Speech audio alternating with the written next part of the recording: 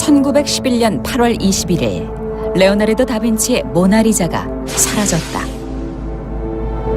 프랑스 파리 루브르 박물관에 전시돼 있던 모나리자의 도난으로 세상은 발칵 뒤집혔고 경찰은 범인을 찾기 위해 혈안이 돼 있었다. 그런데 모나리자 도난 사건의 용의 선상에 뜻밖의 인물이 올랐다. 바로 파블로 피카소다. 그는 왜 모나리자 도난 사건의 유력한 용의자로 지목됐을까? 정말 피카소가 모나리자를 훔친 범인일까?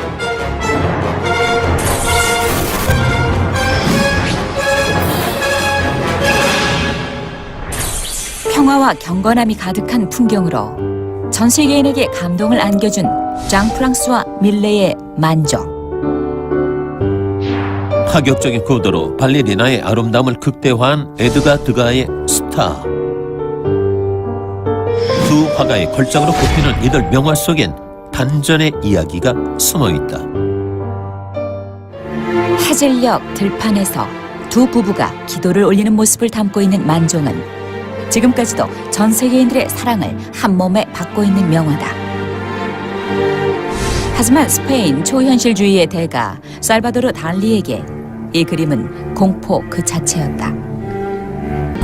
하지만 사람들은 달리의 주장에 대해 괴짜가 늘어놓는 궤변이라며 누구도 믿지 않았다. 그러던 중 달리의 주장을 판별할 수 있는 기회가 찾아왔다. 루브르 박물관 측이 일부 훼손된 만종을 복원하는 과정에서 문제가 된 감자 바구니에 적외선 투사 작업을 한 결과 신기하게도 초벌 그림에선 악의 시체를 담은 관으로 보이는 물체를 확인한 것이다. 우아하면서도 화려한 몸짓으로 무대를 사로잡는 발레리나가 생생히 살아있는 에드가 드가의 스타. 드가는 발레리나를 비롯한 여인들을 주제로 수많은 작품을 남겼지만 실은 여성 혐오주의자였다고 전해진다. 이는 드가의 작품에서 여인의 얼굴을 일그러뜨려 표현한 그림들에서 짐작할 수 있다. 어린 시절 어머니의 불륜을 목격하게 되면서 상실감과 죄의식, 격한 분노를 느낀 드가는 예술가들 사이에서 금욕주의자이자 또한 독신주의자로도 유명했는데 동시대에 활동한 마네는 드가를 두고 여자를 사랑할 수도 여자에게 사랑한다고 말할 수도 없는 친구라고 평했으며 드가 자신 역시 여자들 수다를 들어주느니 차라리 양떼와 함께 있는 게 낫다며 공개적인 자리에서 여성을 비하하기도 했다. 아이러니하게도 여성 혐오 속에 탄생한 드가의 그림들은 이제까지 볼 수 없었던 파격적인 표현 양식으로 평가받았다.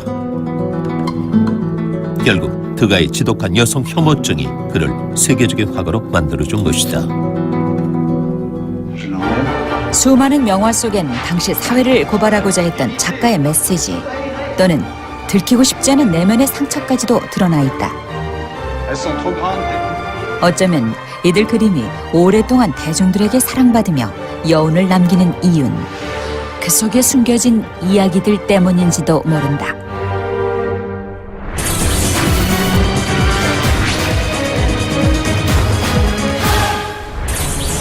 절도범에게 가장 인기 있는 것은 다름 아닌 보석과 유물이다.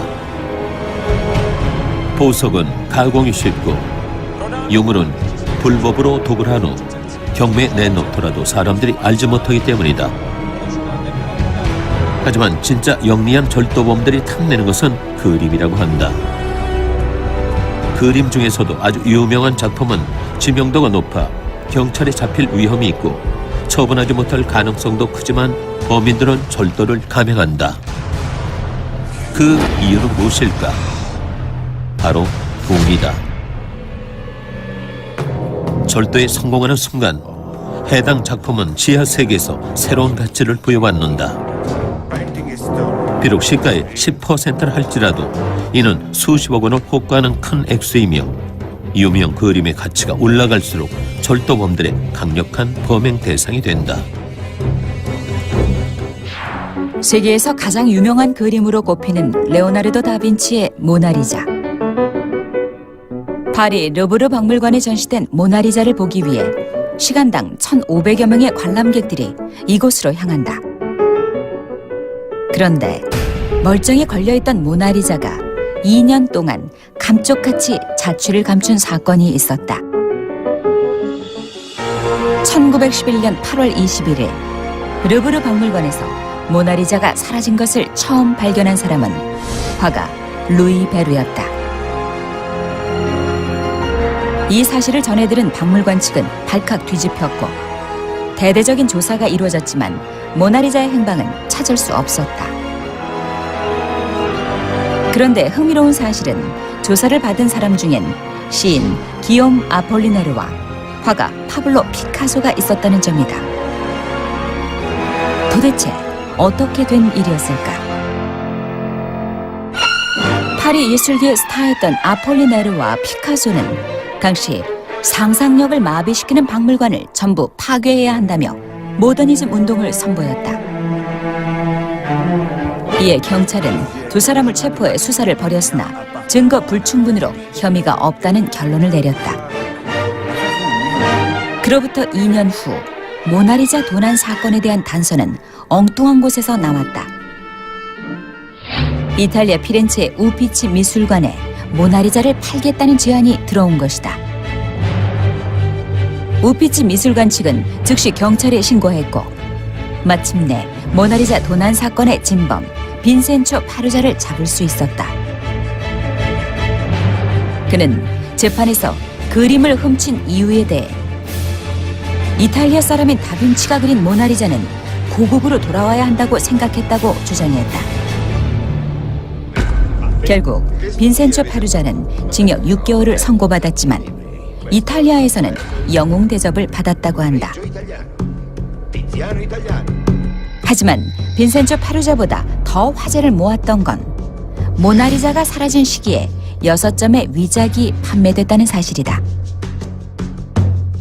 당시 모나리자가 도난당했다는 소문이 돌자 에드와르도 드 발피에르노라는 사기꾼이 복제 기술자에게 6점의 위작을 만들게 해 부호들에게 몰래 팔았던 것이다. 모나리자가 사라진 2년 동안 6명의 부호들은 자신이 가지고 있는 모나리자가 진품이라 했지만 파루자가 잡힌 후 진품이 확인되자 자신들이 샀던 작품이 모두 가짜임이 탄로가 난 것이다. 한편 도난 사건과 유난히도 인연이 많은 비운의 그림도 있다.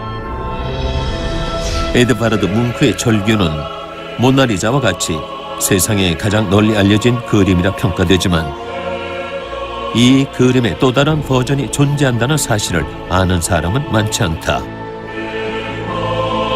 우리가 흔히 알고 있는 절규는 뭉크가 1893년부터 1910년까지 채색 재료만 달리 비슷하게 그린 넉 점의 회화 중 한 점이다.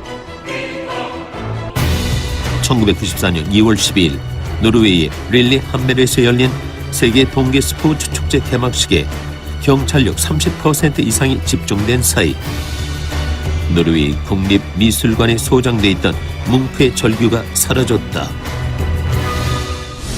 창문을 뜯고 미술관으로 침입한 범인들은 느슨한 보안에 감사드린다 라는 장난스러운 쪽지까지 남기며 사라졌는데 당시 절규의 가격은 450억 원 정도로 이 사실을 알게 된 경찰은 국보급 미술품을 되찾기 위해 함정 수사를 기획하기에 이른다. 경찰들은 미술품 암거래 시장에 절규를 사고 싶다는 허위 소문을 냈고 결국 범인은 걸려들고 말았다. 이로써 절규는 3개월 만에 무사히 대중들의 품으로 돌아온다. 그러나 이것도 잠시 2004년 8월 이번엔 노르웨이 오슬로의 뭉크 미술관에 전시돼 있던 또 다른 절규를 도난당하는 사건이 일어났다. 관람이 한창 진행 중이던 오전 11시 복면을 쓴 무장귀한 2명이 미술관에 침입해 총기로 직원과 관람객들을 위협한 후 벽에 걸려있던 뭉크의 절규와 마돈나를 떼어 달아난 것이다.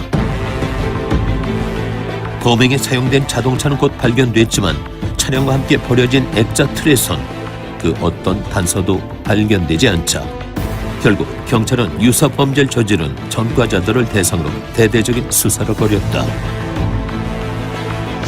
그 결과 범행 차량을 운전한 피테르 테랄센을 체포하게 되는데 그는 돈을 받고 운전만 했을 뿐 범인들은 전혀 모르며 카레이서인 토마스 나타스에게 그림을 전달했다고 증언했다. 토마스 나타스 역시 자신도 모르는 사이 차에 그림이 있었고 범인으로 의심받을까 두려웠는데 며칠 후 그림은 흔적도 없이 사라졌다고 억울함을 토로했다. 결국 오슬로 시까지 나서 두 작품에 현상금 약 3억 원을 내걸었지만 사건은 미궁 속으로 빠져든다. 그로부터 2년 후 노르웨이 경찰이 그림을 찾았다고 발표했다. 경찰은 회수된 작품들이 미미한 손상을 입었다고 발표했으나 범인과 그림의 자세한 회수 경위도 밝히지 않은 채 침묵으로 일관했다. 이에 사람들은 범인에게 돈을 주고 샀다는 추측부터 위조품일 것이란 의혹까지 제기했는데 그러나 노르웨이 경찰은 지금까지 그 어떤 명확한 해명도 내놓지 않고 있으며 회수된 절규는 복구 작업에도 불구하고 절대 상처를 지우지 못한 채 전시됐다. 절도범들이 가장 선호하는 미술가는 피카소라고 한다.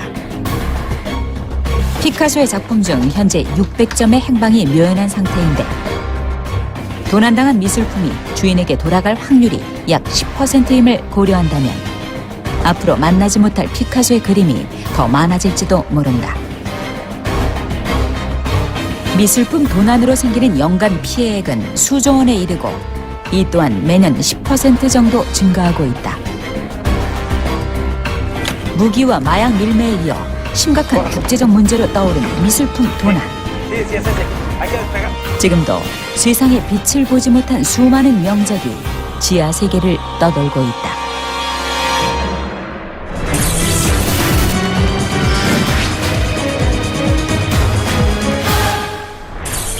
강렬한 금빛으로 시선을 사로잡는 황금의 여인. 하지만 이 명화 뒤에 숨겨진 진실에 대해 아는 사람은 별로 없다. 그림 속 모델은 클림트의 후원자이자 친구였던 페르디난트 블로우 바우어의 아내였다. 원래 이 그림은 바우어의 가족이 소유하고 있었으나 1938년 나치가 오스트리아를 점령하면서 유대인이었던 바우어 가족은 스위스, 미국 등지로 추방되거나 망명했다. 그리고 바우어의 가족 재산은 나치 전쟁 조달금으로 빼앗겼고 소장하고 있던 그림 역시 나치가 개인이나 오스트리아 국립 갤러리 등지에 팔아넘겼다. 실제로 오스트리아 미술관에 소장돼 있던 클림트의 작품 상당수는 이런 과정을 통해 입수된 것들이었다. 그런데 1990년대 말 블로우 바우어가의 마지막 생존자이자 상속녀인 마리아 알트만이 오스트리아 벨베데레 미술관에 전시된 클림트의 그림들은 페르디난트에 의해 기증된 것이 아니라는 사실을 알게 되면서 그림 소유권을 두고 오스트리아 정부와 맞서게 된다.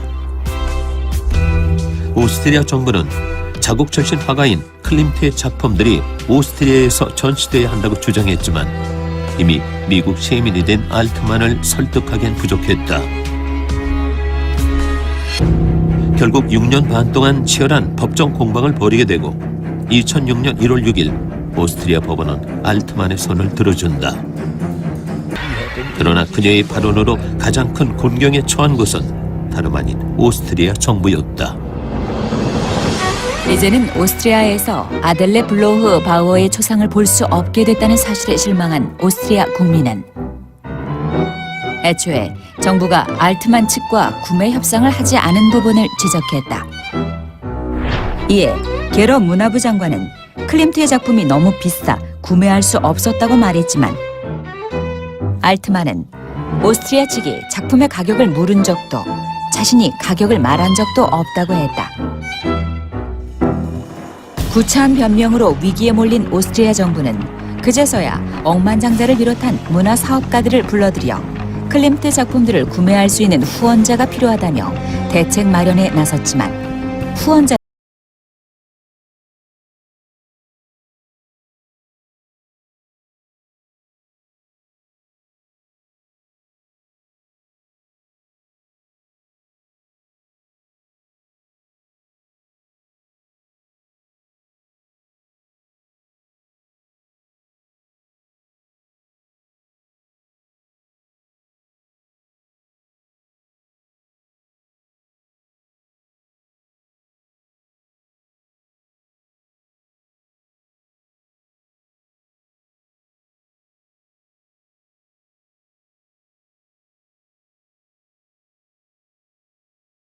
에 맡겨 누구나 자유롭게 감상할 수 있도록 그림을 공개했다. 지난 60년 이상 오스트리아 벨베데레 미술관에서 전시됐던 클림트의 5점의 그림들. 클림트 명화 되찾기 운동에도 불구하고 알트만의 경매 결정에 오스트리아 국민들은 실망감을 감추지 못했다. 여기에 알트만은 이렇게 말했다. 나는 나치에 의해 불행해진 우리 가족들의 권리와 소장품을 찾고 싶었을 뿐입니다. 라고.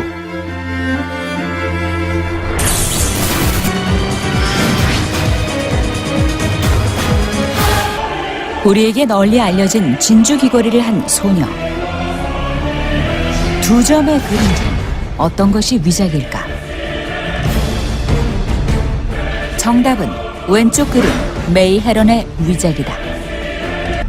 17세기 화가들이 사용한 물감으로만 그림을 그렸고 오래된 그림처럼 보이기 위해 그림을 완성한 후 오븐에 구워 균열을 만들었다.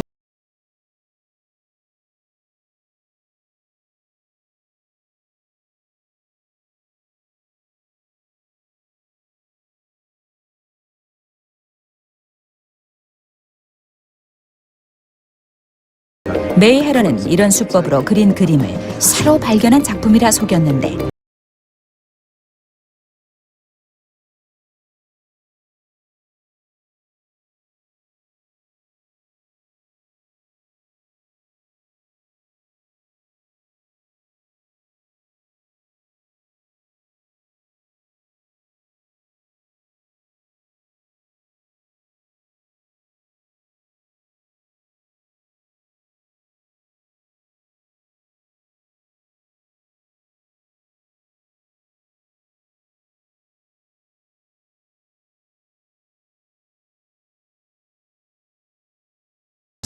자신이 판매한 모든 그림은 가짜였다는 메이 헤런의 고백을 믿는 사람은 없었다.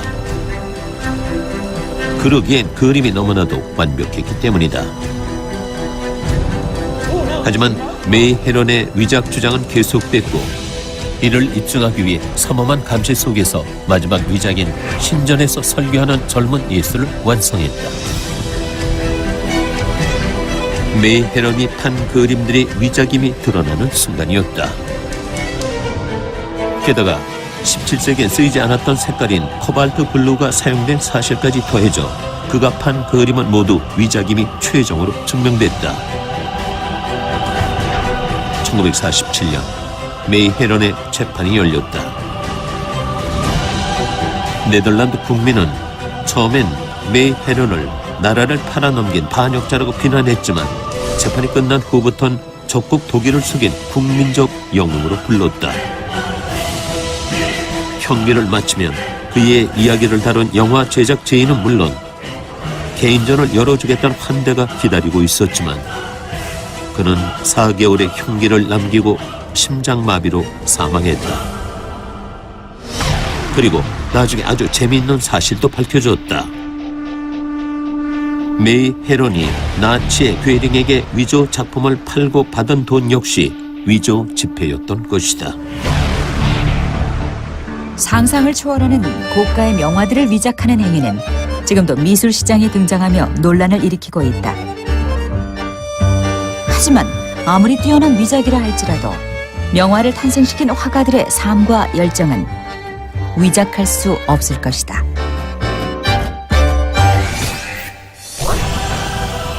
예술의 역사가 시작된 이래 수많은 예술가는 우수한 작품을 남겼다. 그중엔 시대를 앞서가거나 시대에 저항하며 논란을 일으킨 작품도 있었고 천재성을 알리며 세간의 주목을 받은 작품들도 있었다. 그리고 이들 작품은 수백 년이 지난 지금 명작이란 이름으로 인류에게 새로운 영감을 주고 있다. 인생은 짧고 예술은 길다. 명작을 남긴 예술가들의 삶은 사람들의 가슴 속에서 또 한편의 드라마를 탄생시키며 여전히 살아 숨쉬고 있다.